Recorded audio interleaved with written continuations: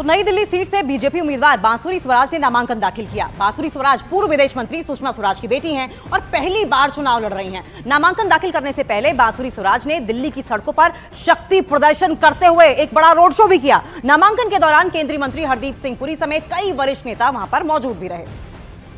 तो बांसुरी स्वराज की ओर से नामांकन दाखिल किया गया है। नई दिल्ली सीट से बीजेपी की उम्मीदवार है बांसुरी स्वराज और बांसुरी स्वराज पूर्व विदेश मंत्री सुषमा स्वराज की बेटी हैं और यही वजह है कि एक बड़ा तबका है जो उन पर नजर गड़ाए बैठा है। और बांसुरी स्वराज पूर्व विदेश मंत्री सुषमा स्वराज की बेटी होने के साथ साथ इस वक्त बीजेपी की कद्दावर और तेज तर्रार नेता भी मानी जा रही है और पहली बार ऐसा होगा जबकि वो चुनाव लड़ रही है। लेकिन तस्वीरें ये उस वक्त की हैं जब वो अपना नॉमिनेशन फाइल कर रही थी। नई दिल्ली सीट से बीजेपी ने उन्हें चुनावी मैदान में उतारा है और नामांकन दाखिल करने से पहले बांसुरी स्वराज ने दिल्ली की सड़कों पर, ये जो दूसरी तस्वीर आप देख रहे हैं, शक्ति प्रदर्शन किया। एक बड़ा रोड शो किया गया। तमाम बीजेपी कार्यकर्ता थे। नामांकन के दौरान केंद्रीय मंत्री हरदीप पुरी भी उनके साथ तस्वीरों में आपको दिखाई दे रहे होंगे, लेकिन साथ साथ कई सीनियर लीडर्स भी थे जो उन्हें सपोर्ट करने पहुंचे थे। अब ये बताइए कि आपकी कॉन्स्टिट्यूंसी के लिए आपका क्या विजन है?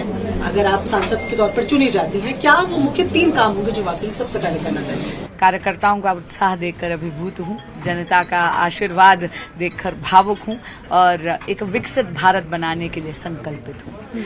रही बात कि वो 3 काम, तो सबसे पहला काम जो है, माननीय मुख्यमंत्री अरविंद केजरीवाल जी द्वेष की राजनीति करते हैं, जिसके कारण उन्होंने मोदी सरकार द्वारा चलाई हुई कई ऐसी जन कल्याणकारी योजनाएं हैं जिनको दिल्ली में लागू नहीं होने दिया, जैसे कि आयुष्मान भारत।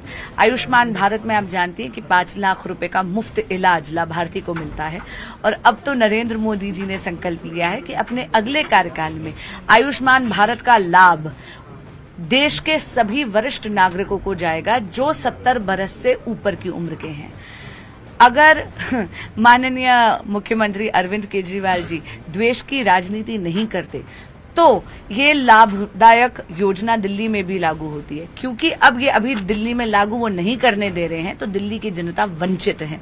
सबसे पहला काम होगा कि चाहे मुझे कोर्ट का दरवाजा क्यों ना खटखटाना पड़े, पर अगर जनता जनार्दन सेवा का मौका देती है तो ऐसी नरेंद्र मोदी जी की जन कल्याणकारी योजनाओं को दिल्ली में भी लागू करवाऊंगी और माननीय मुख्यमंत्री अरविंद केजरीवाल जी को इस तरह दिल्ली की जनता को वंचित नहीं रखने दूंगी।